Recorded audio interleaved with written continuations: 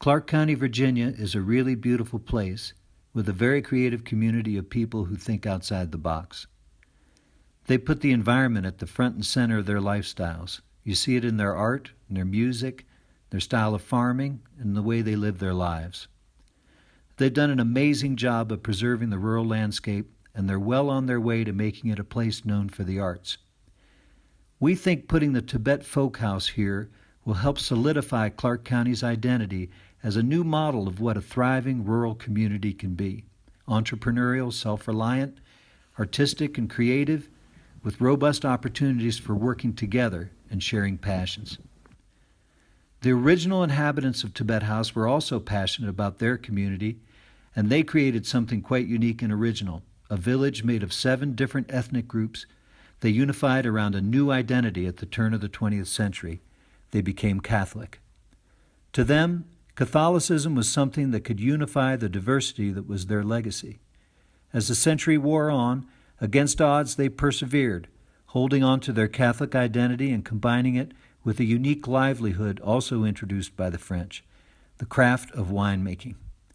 In the end, this house lost out to big-powered interests who raised their river to generate electricity for factories far away.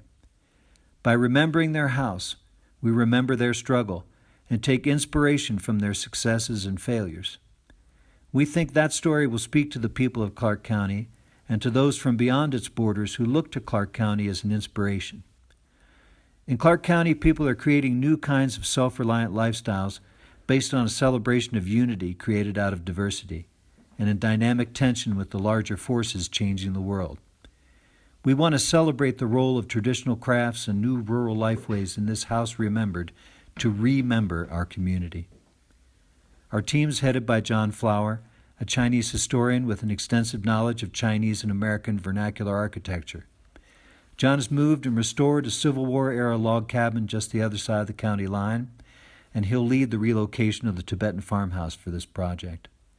Other folks on the team include Pam Leonard, an anthropologist of China and veteran dairy goat farmer; Morgan Morrison, accomplished musician in the band Furnace Mountain, program director of the Barns at Rose Hill, and an all-around pillar of the Clarke County community; Jennifer Lee, organizer of the Environmental Film Festival in nearby Shepherdstown, West Virginia, and another community leader in Clarke County, along with Marty Fair, luthier and house carpenter, and Edward Ashby, stonemason and preeminent architectural historian of Virginia.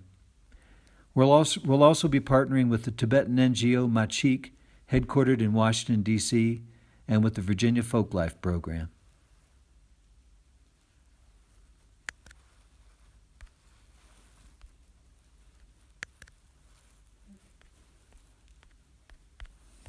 Just perfect. How long is it?